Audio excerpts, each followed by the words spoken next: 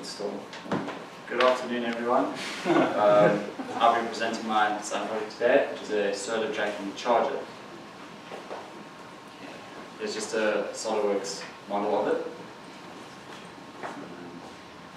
Okay, so my problem statement was designing a compact and efficient Arduino-controlled 3D printed sun tracking device using a 220 milliamp 5-volt solar panel that charges two 18650 lithium-ion batteries rated at 1800 milliamps each. The device can supply a 5-volt 1-amp USB output to charge any USB compatible device when no other sources of electricity or power are available.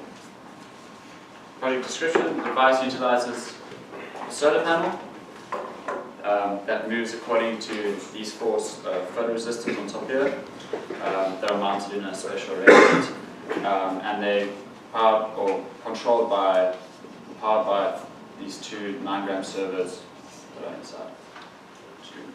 The direction. Okay. So here's just dimensions of the top case. This is the main case. The CAN platform to be here, and the tilt thing on it. Okay. Just the inside view of it. I have the Arduino over here with the shield. This is the power management board for the solar panel, and that the two 18650 batteries are attached here. These are in parallel at 3.7 volts. Just a basic schematic. So with the management board, the USB output, the solar panel, the two batteries, the Arduino, the two 9-gram servers, a transistor which I'm using as a digital switch to turn off the two 9-gram servers when it's in its sleep mode, but I'll get into detail later, and the 4 photoresistors which controls it all. So my calculations. So for the delay of the system when it needs to, when it's in its optimum position and will turn off. So I said that the Earth completes rotation at 360 degrees in 24 hours, which is 1,440 minutes per day. So we take that divided by the degrees, and we get 1 degree every 4 minutes, which is what I've set the delay to for the device. And for charging, the solar panel is rated 220 milliamps. I have two of the batteries are also rated at 1800 milliamps each, and Arduino uses an average of 20 milliamps in its sleep mode. So we do a calculation at the bottom there, and we get 18 hours until it will fully charge the device. But that's in like optimum conditions when the sun's at its brightest, and the solar panel can put out that amount. So I'm adding on a couple hours and say it's about a full day, 24 hours to fully charge it. Here's my bill of materials. The main ones will be the solar panel, lithium batteries, the Arduino shield, power management board, PLA filaments, photoresistors, and just the wire. And my total there was 705 rand amounted to. So my project background research,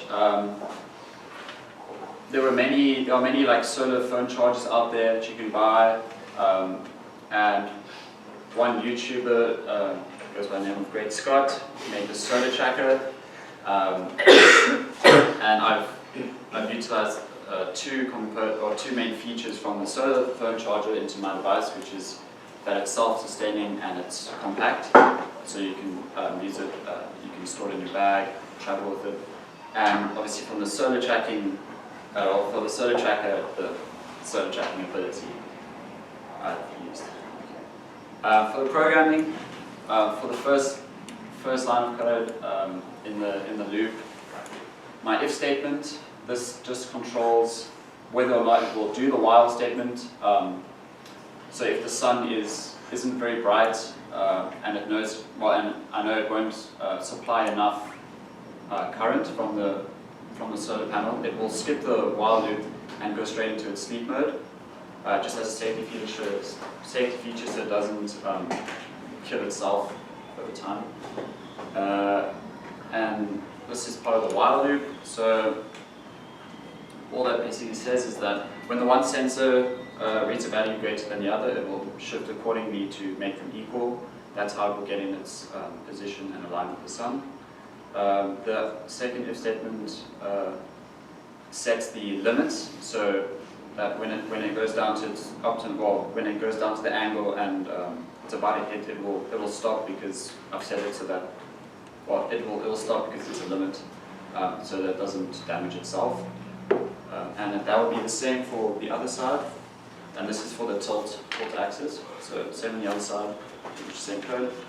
And then this is for the pan, so this works the same way as the tilt, but now it is controlled, or it will use this pan code, or the inverse of the pan code, according to where the tilt angle is positioned.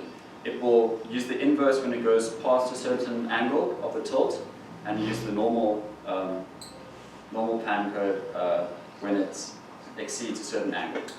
This is because if you want to know afterwards in questions, then we can get into that. I just don't know.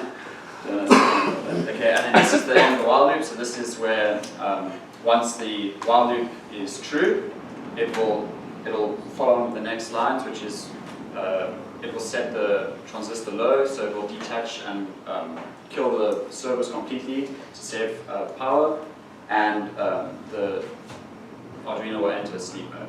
And the else statement is for the main if statement at the top. So that's what it would skip.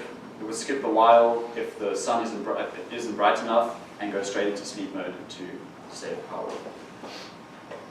Technical difficulties. The obvious one would be the insufficient power. So solutions was using a sleep library and using a transistor. So the base will be connected to a digital pin, which you'll set high or low, and that will allow the current to flow or not to flow.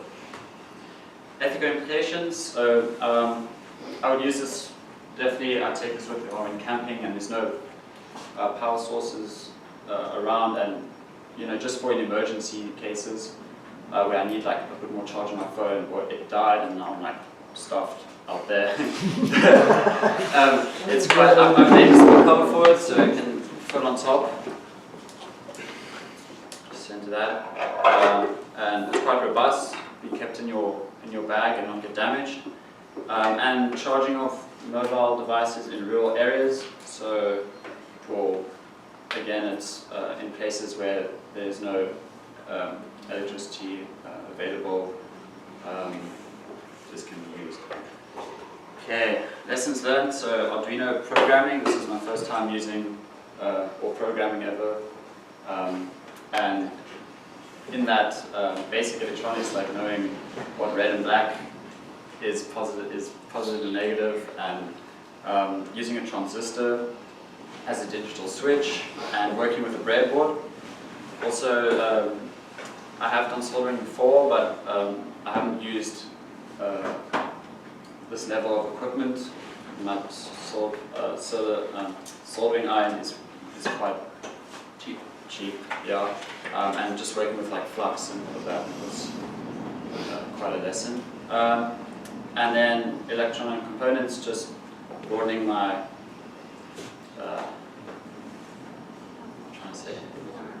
my knowledge on just other electrical components like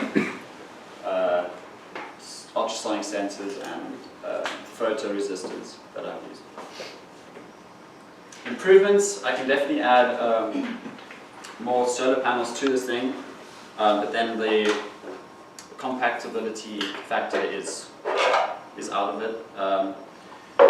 I can add more batteries to it to have greater capacity, and the quality of plastic I used that can also be bettered by maybe using injection molding, something that will last longer.